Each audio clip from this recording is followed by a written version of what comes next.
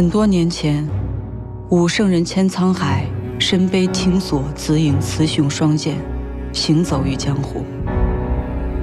其人多古怪，他的剑从不出鞘，却以诡异焚心掌震烁武林，无人能敌。但又不知从何时起，千沧海消失了踪影，江湖依旧。不久后，一个名叫白冷崖的刺客，手持紫影剑出现在江湖，如狂风袭来，肆虐杀戮，三不一人，千里不留行。而其手下三大刺客，更是令人闻风丧胆：碧玉仙子、红衣魔女、赤眼妖姬。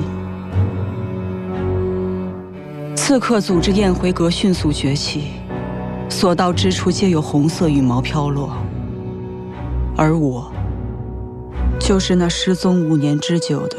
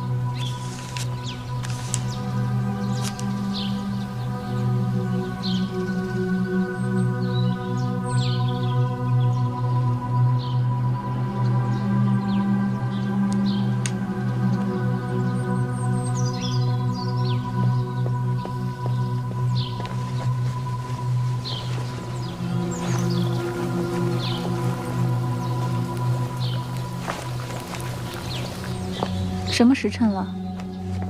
怎么老爷还未归来？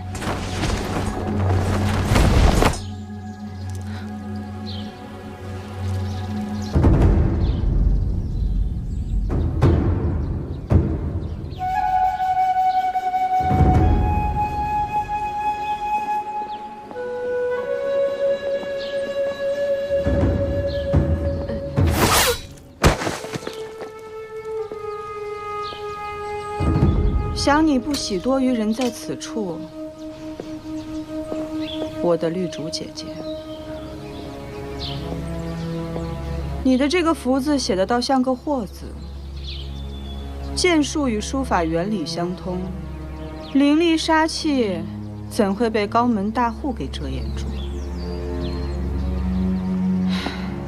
不过亏得贺州之对你疼爱有加，才让我这么容易就找到了这里。你杀了他？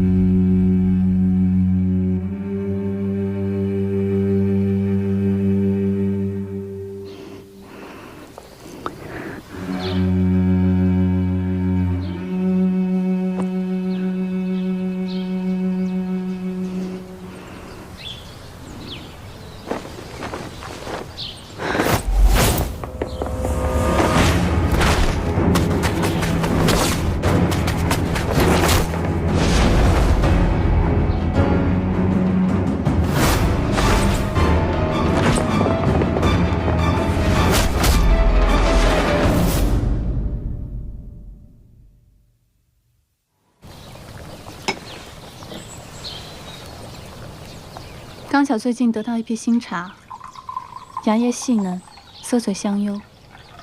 我迟迟未找到合适的人一起品茗，既然来了，不如尝尝我的手艺。凶日，百事忌，值神勾陈，逐鹿新茶，再次提醒着我，断魂的清明时节匆匆而来，心头泛起汹涌又刻骨的恨意。而眼前身披温润外衣的女人，再美丽，也遮掩不住她身上散发出来的杀气。菩萨面容罗刹心的碧玉仙子，能懂我的恨吗？今日，无论皇帝如何预言阻滞不前的凶事，我都是为他而来，到死都不会原谅的。能藏身在贺家，也算是你的福分。我知晓，你若活着，必会找我报仇。这是我的报应。但愿你看在孩子的份上，能仁慈放过我们。仁慈？当年在岳云村，燕回阁上下可曾对我仁慈过？你可曾为我腹中的孩子求过一句情？我的仁慈，在5年前就已经彻底死了。你我自幼被白冷雅收养，从小一起长大，本应是彼此至亲之人。过去是我愧对于你，如今我归隐在此，怀有身孕，方知你当初离开燕辉阁的用意。这些年，我时常想起当初对你的背叛，你找我报仇是理所应当。燕回阁的碧玉仙子何时变得如此天真烂漫了？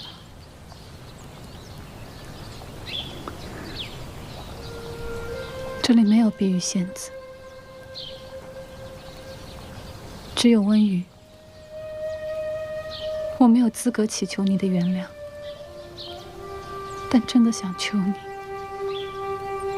放过我的孩子。去见吧。我早已弃剑，一切皆为空。手中无剑，心中有剑，何尝不可？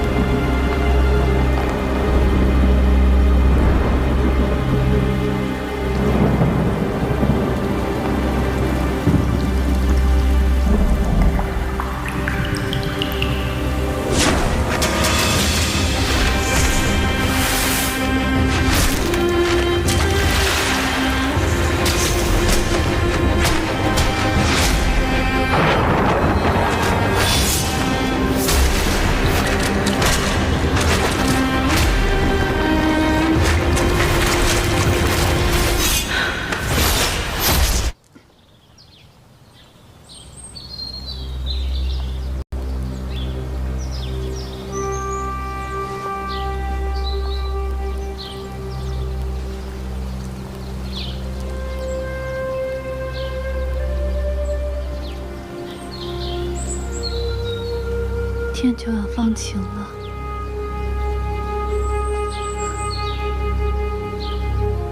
可能一时魔障，我放过了那个女人。不，我放过的是她还未出世的孩子。5年间，我做着同一个梦，我梦见女儿追蝶入花。我忽然间想起，仇恨令人冷血、强大，甚至癫狂。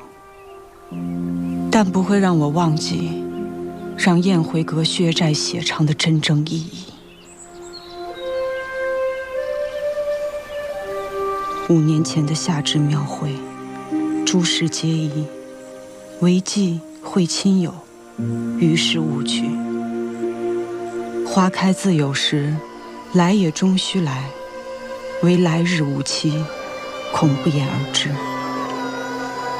那夜，处处禅响都遮盖不住岳云村上下的凄厉呼救，以及我剜心之痛的绝望。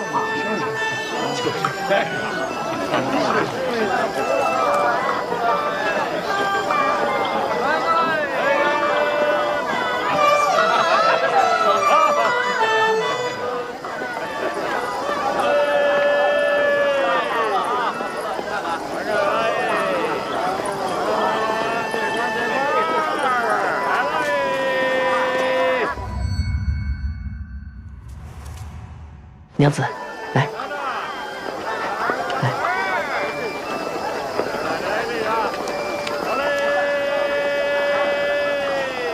哎，慢点。相公，我想出去走走。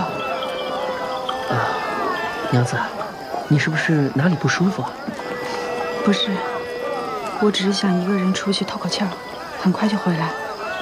这个橘子，我回来再吃。好。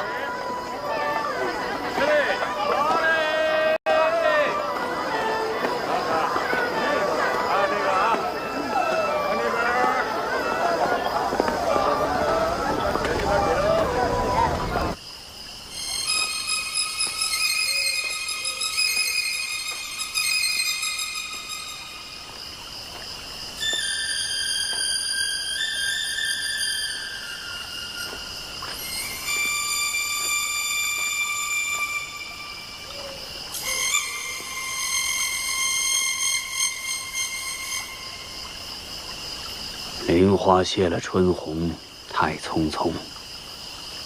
无奈朝来寒雨，晚来风。胭脂泪，香留醉，几时种？自是人生长恨水长东。我的药姬，好久不见。你怎会出现在此处？我来看你最后一眼。岳云村的村民朴实善良，我求你，不要在这里动手。快要临产了，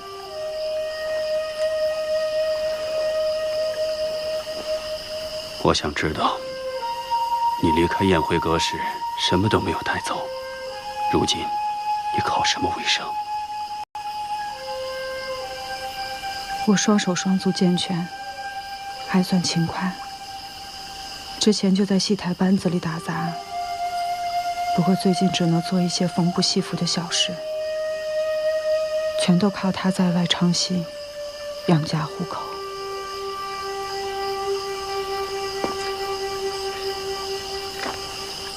你喜欢这样落魄的日子？我喜欢这样平静的日子。万事云烟过，每日为三餐思考，偶尔听一听这风花雪月的曲调。我想对孩子来说，应该是个不错的选择。为俗世困扰的归隐生活。我一直想要这样的生活，而且你一直都知晓。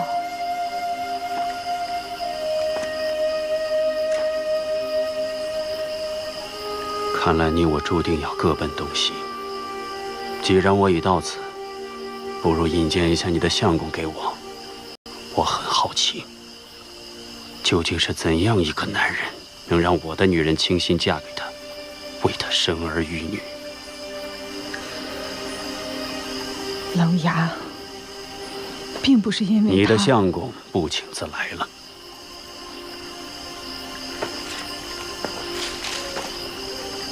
想必这位就是林公子吧？娘子，这身子无碍吧？我见你许久未回，便寻来看看。无碍，只是刚才回来的路上，刚好遇见过来探望我的父亲，所以就耽搁了点时间。是岳父大人，这来，拜见岳父大人。方才实在是唐突了，真没想到今天能在这儿见到您，招呼不周，请您见谅。不需繁文缛节的客套话，我向来随性，今日也是忽来兴致，想来看看女儿过得如何。相公，你快要上台了，快去准备吧。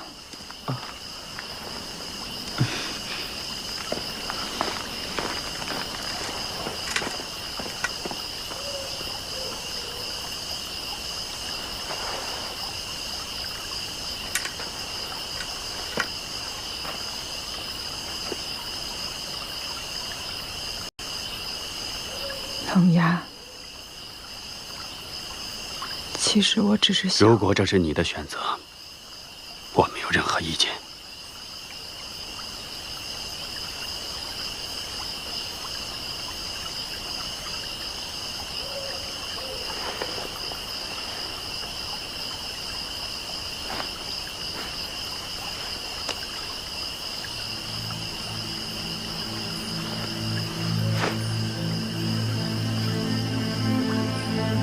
我走了，后会无期。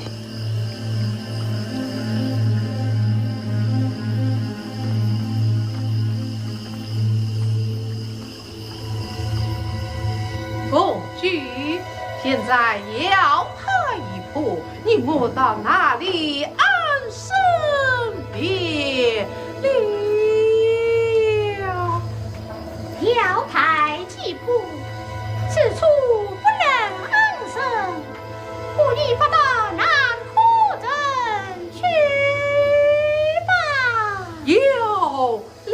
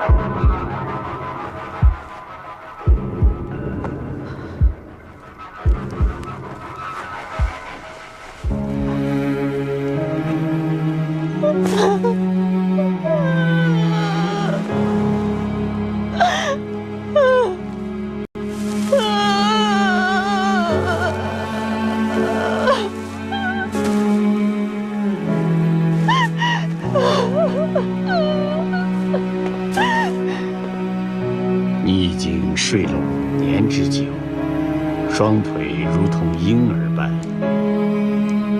你需要重新开始。我的孩子呢？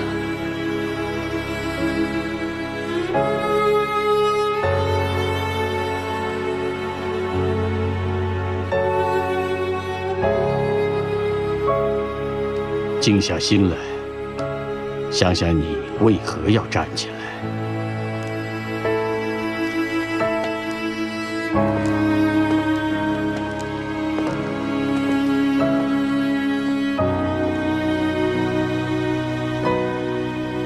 闭上眼睛，我依旧能感受到被青索剑刺入胸口的绞痛。那个男人冷若冰霜的面孔下，是何等无情残酷的心。时今无再进，又遇三伏时，愈演愈烈的蝉鸣，无时不在提醒着我为孩子报仇雪恨。白云苍狗，在我遗失的5年间，燕回阁2大刺客走向截然不同的道路。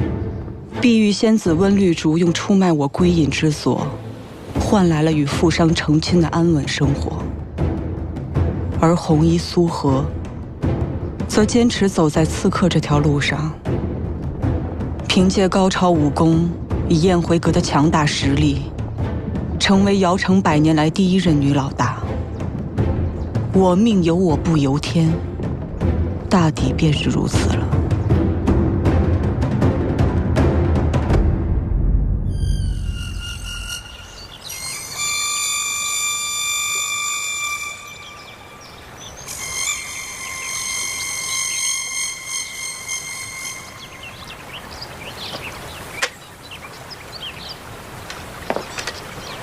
他肯放过温绿竹，并非只是看在交情之上。你要留心，他会来找你报仇索命。如果你需要我的帮忙，我会。你是觉得我会逃，还是会祈求你的保护？那个女人应该要报仇，这就是报仇雪恨。但她又何尝不是一个身背罪孽的人？若是碰面，不是他死，便是我亡。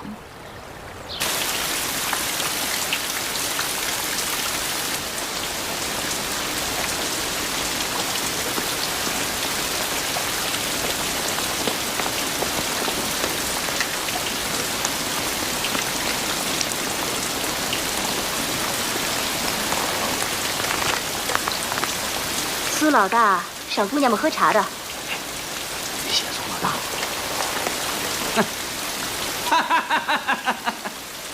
你这惺惺作态的婊子！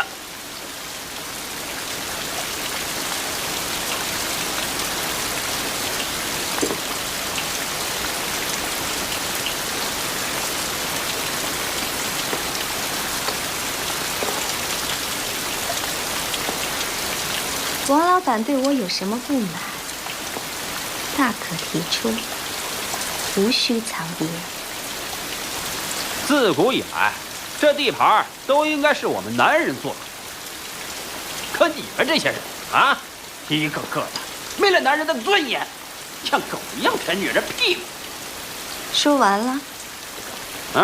说完了。王老板，您能不能解释一下？为什么这些人就不能向我低头呢？我从小就在这里长大，这里本来是该归我来掌管，可你呢？你只不过就是赌棍和妓女生下的臭婊子，身体里流着肮脏的血。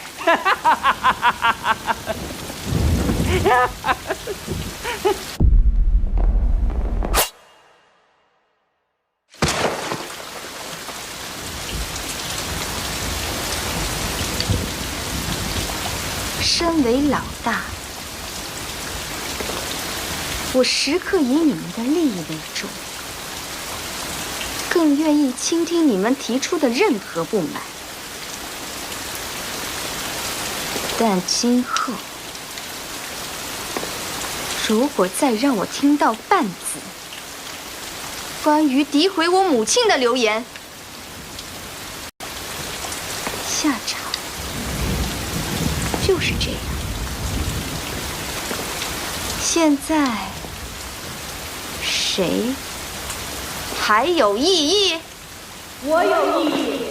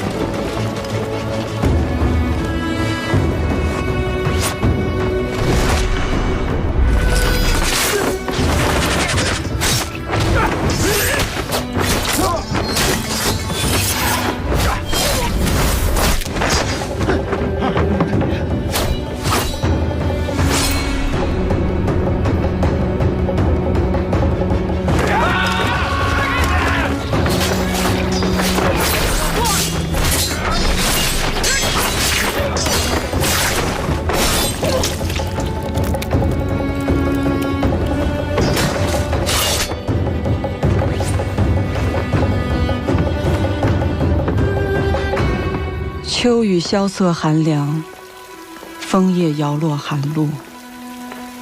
黄道吉日，祭安葬行丧。红衣的虚张声势是内心孤寂最好的体现，但也将他的杀戮无畏推向巅峰。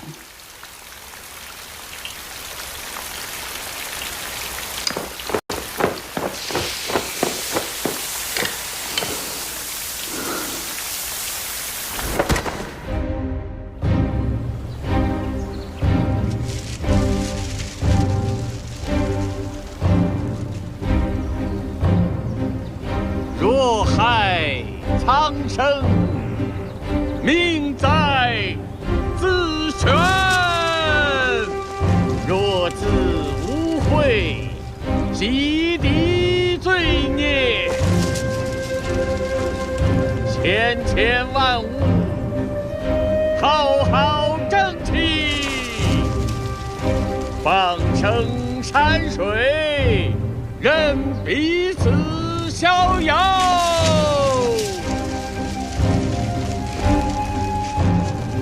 喜欢吗？这可是我第一次给死人化妆。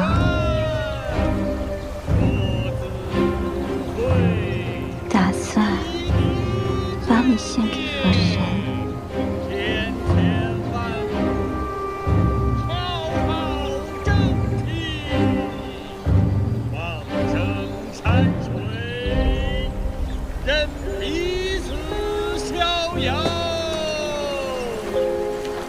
若害苍生，命在自选。若自无悔，洗涤罪孽。千千万物，浩浩正气。开棺，放生山水，任彼此逍遥。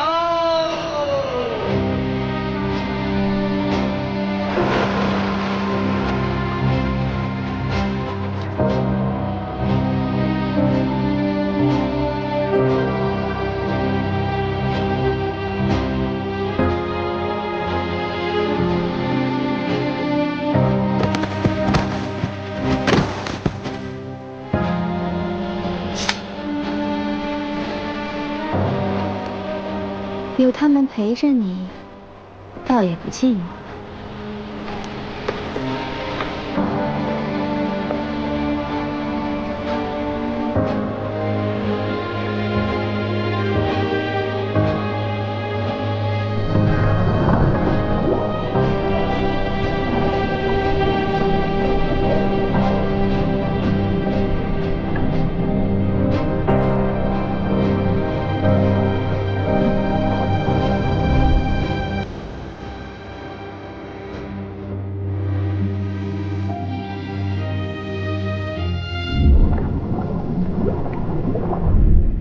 所谓放下，便是提出永分分死，是非心，得失心，执念心。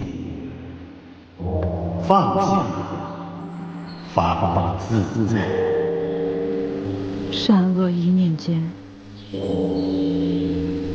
佛祖从不言讲是非，善恶皆由心虚。欲觉欲灭，决绝之意。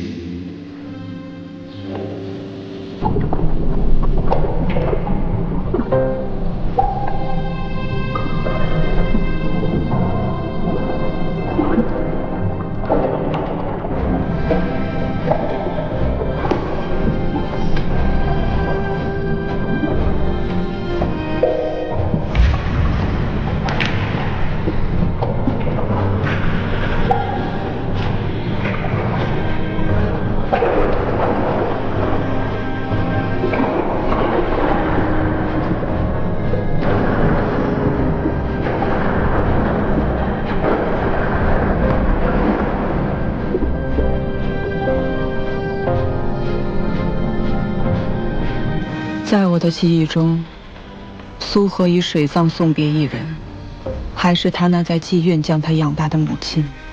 艳美红衣，遮掩此生的血与泪，河水能够洗涤罪孽，说来当真是令人伤感的经历。但我又何尝不是？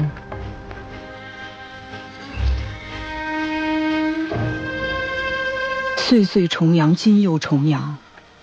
苏荷一定会来长亭祭奠母亲，一切终要做个了结。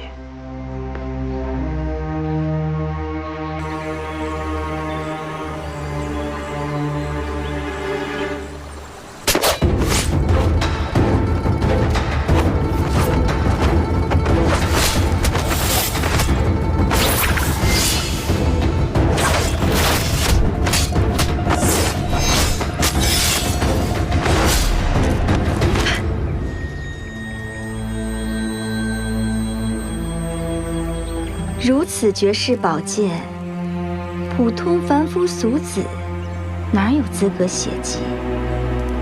所以我觉得空寂来做这事儿，再合适不过了。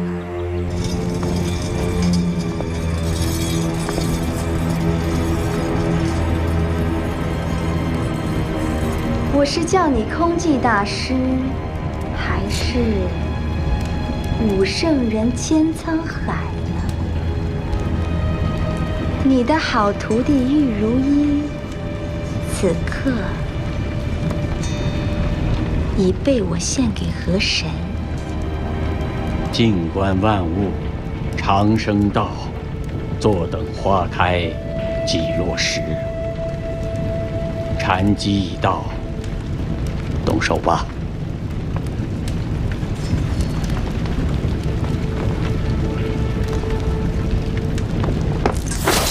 我不仅杀了空寂那老秃驴，现在还要杀你，再把这紫影剑送给阁主。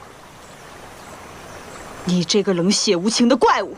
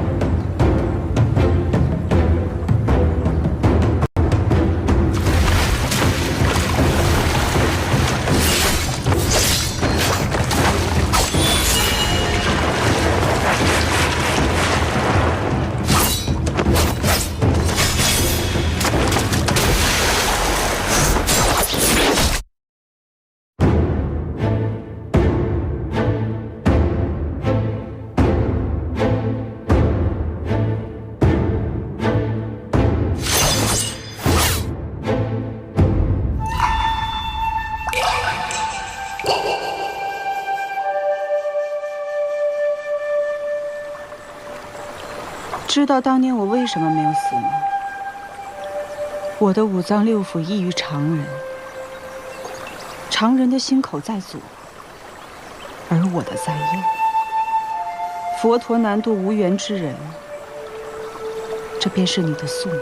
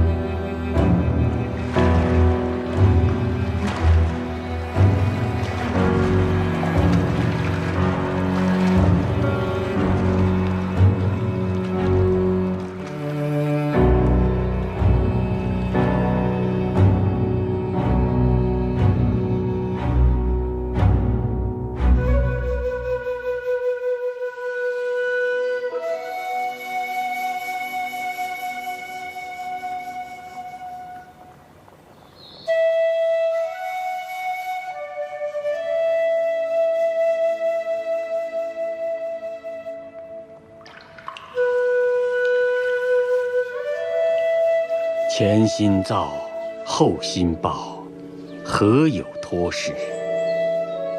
若前心不造，即后心无报，亦安得望见业报哉？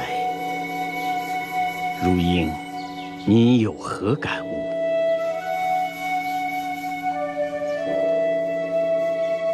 罪由心生，所受报应何时能够解脱？若心能保持清净，从善解脱，依善而生，从何而来望见执着与业报？大师，千沧海当年是如何放下江湖恩怨的？你可曾听闻“掌过不留痕，风过树摇，人化尘”的焚心掌？千沧海一切源于焚心掌，放下又归于焚心掌。焚心掌看似轻柔如风，但它强大的内力注入体内，中掌之人就会焚心化骨而亡，化作世间尘埃。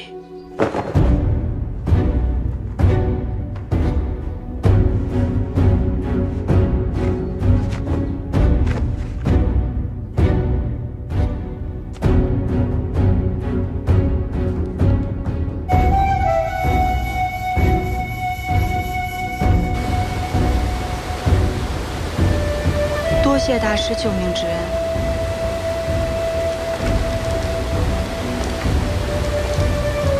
此乃子隐。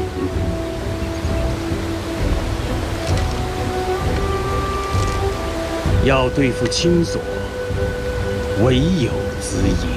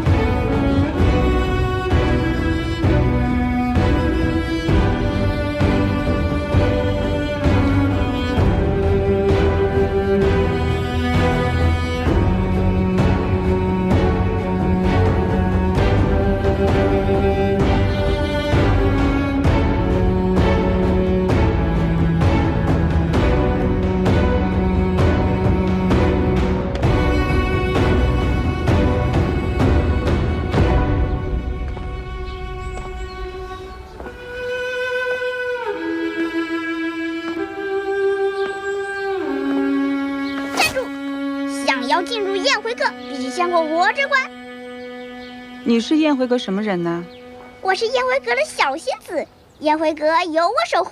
出招吧，赤眼妖姬，我将打败你，替代你。啊，好快的剑呀，好厉害的剑呀！赤眼妖姬果然名不虚传。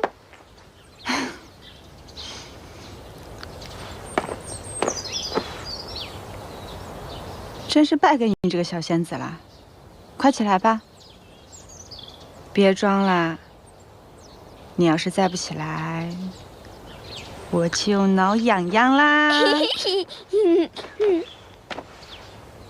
你的，你的宝剑是无法伤害小仙子分毫的。你叫什么名字啊？娘亲，你不认得我了？你叫我什么？娘亲，你生气了吗？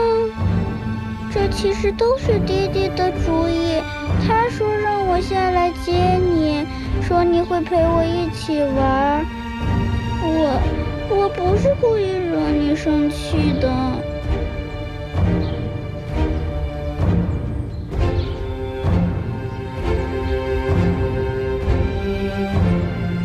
这是爹爹让我交给你的。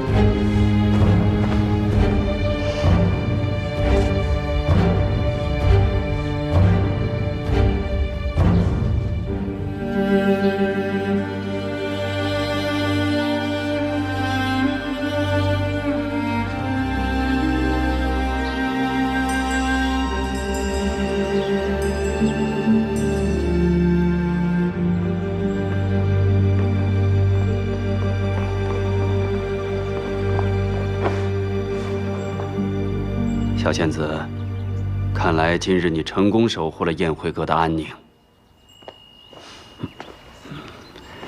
起来吧。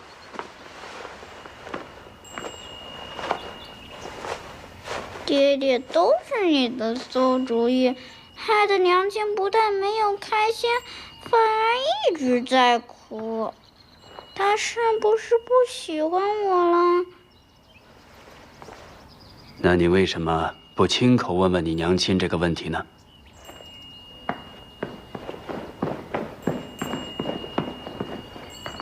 娘亲，我漂不漂亮？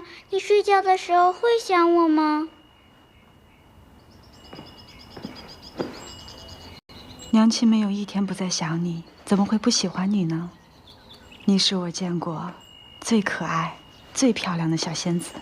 娘亲，你才是真正的仙子呢，你比爹爹的画像还要美。只是你似乎不太喜欢笑，在画像里，你明明笑得那么开心呀。小仙子，快让你娘亲赶紧坐下。娘亲，娘亲，快坐下。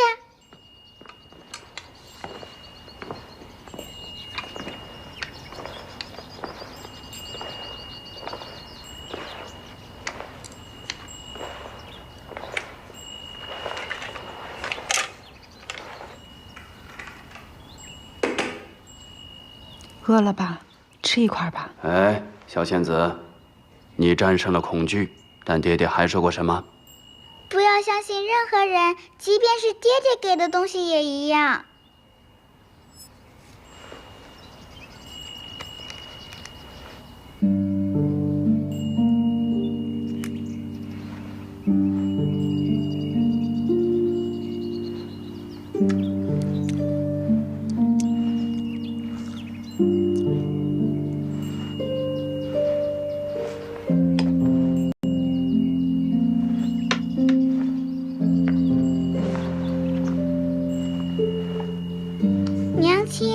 爹爹说总蹙眉会不漂亮的。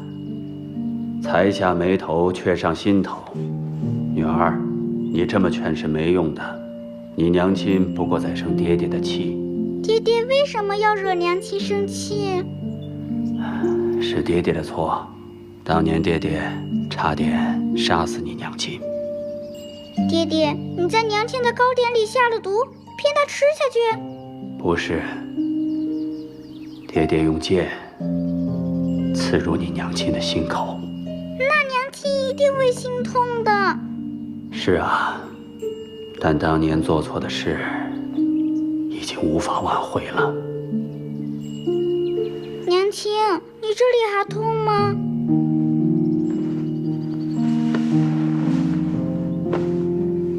不痛啦，在娘亲看见你之后就已经不痛了。那你永远在我身边，是不是永远都不会再疼啦？是啊，所以我要永远留在你身边，要不然我的心口又痛了。那我们永远都不要分开，好吗？好啊。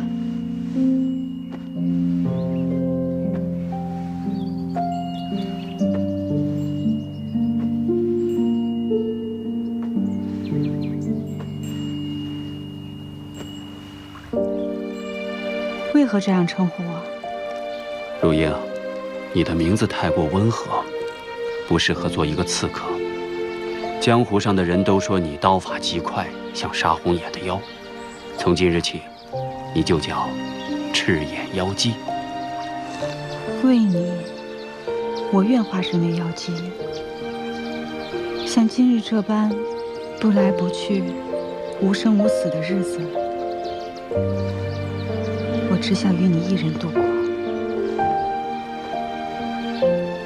如玉剔透，若英绚烂，那些俗人也不配见这样的你。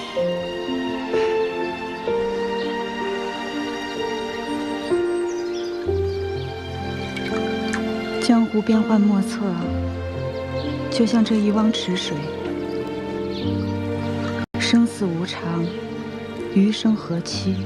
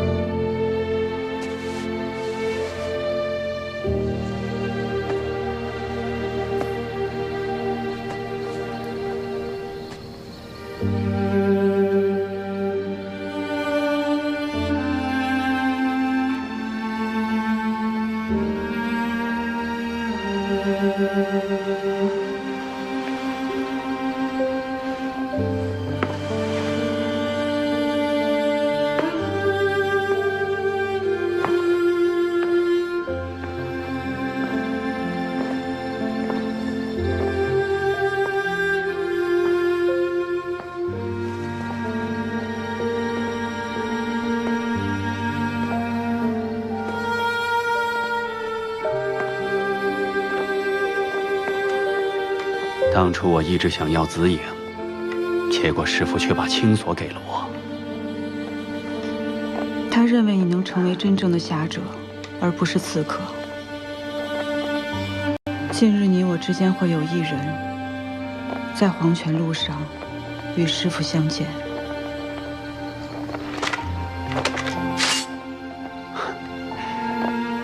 紫影、青锁，两把剑对决，哼，听起来真让人热血沸腾啊！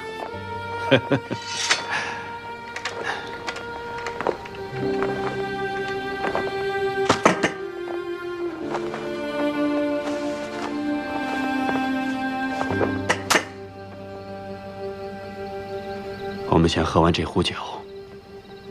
这桂花酿是我们5年前共同埋在树下的。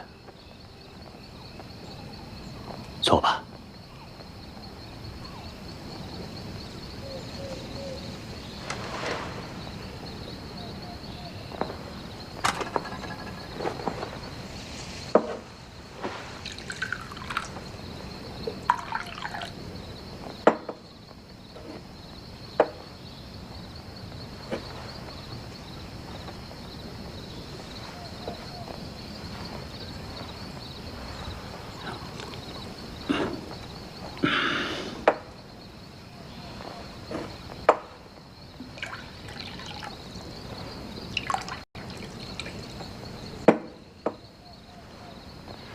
英，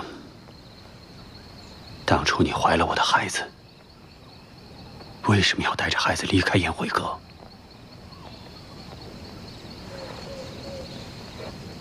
还记得我在宴会阁最后一个任务吗？要见周云鹤。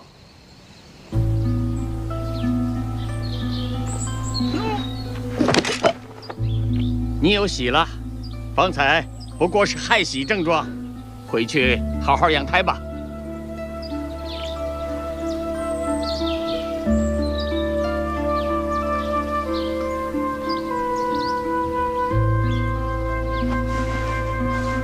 当初你为什么不告诉我，小仙子是我的女儿？正因为是你的孩子，所以我不能告诉你。孩子的事，你不能一个人做主。那你会怎么选择呢？放下宴会阁的一切，与我归隐吗？我会好好保护你们母女。归隐只会让更多的仇家像见到肉的饿狼一样，随时会来撕咬我们，吞噬我们。所以我要独自带着孩子离开。他不应该背负你我的罪孽。我要让他平凡普通的生活下去，而不是每天跟着我们担惊受怕。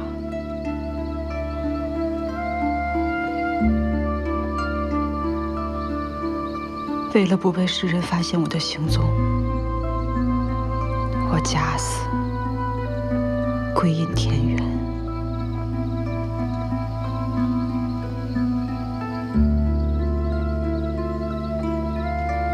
可是我没有想到你会做出如此残忍的事情。屠村在我胸口深深地插入一刀，这就是你说的，我能让你平复杀戮之心。当年我误以为你死了，伤心欲绝半年之久，在这半年里，我满世界追查杀你的人到底是谁，结果呢？却调查出你的藏身之处，你让我如何欢欣雀跃？我爱的人不但没有死，反而嫁给了一个戏子。更关键的是，我看到你怀了孕，你竟然愿意为另一个男人生儿育女，我的反应难道不够正常吗？你既然这么会调查，你为什么不去查一下林公子是个阉人？谁会去管他是不是个正常的男人？我是一个刺客，杀人如麻。谁要是触碰了我的底线，后果会怎样？这一点你比任何一个人都清楚。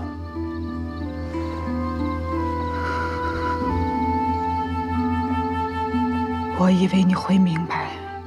是你不明白，你对我来说是多么的重要，所以你就毁了我。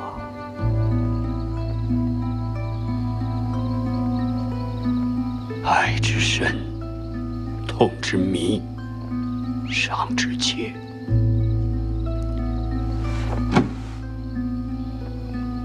你只知道自己的痛，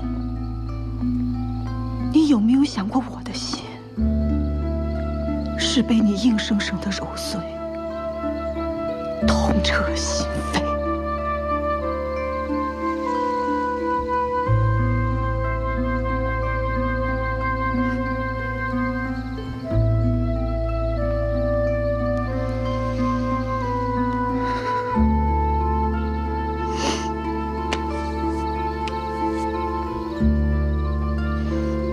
在你和孩子之间，我做出了最痛心的决定。我不能让他成为下一个我，我没得选。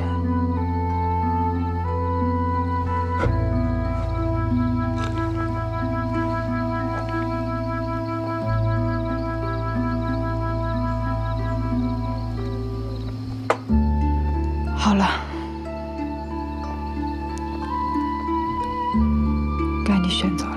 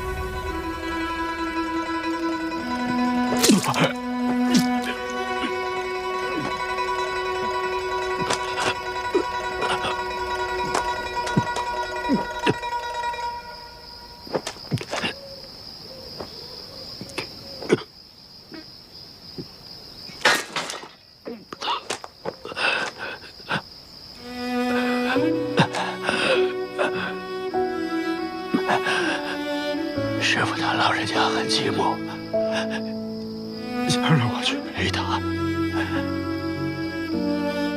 他把分勋章交给了你。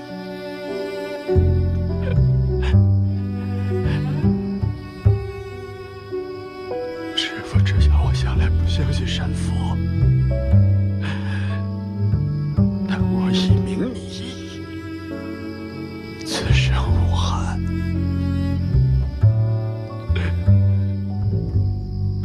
如英，前儿玉手，受你此生所有，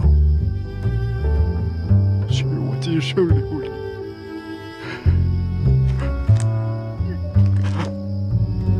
如英，你愿意嫁给我吗？如英。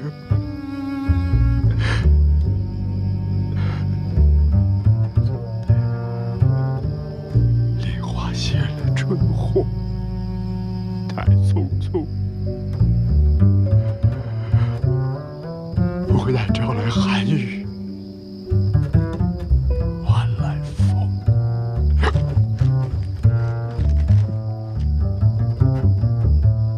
胭脂泪香流醉，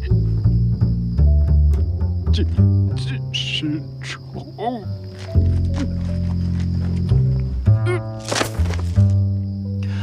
自是人生长恨水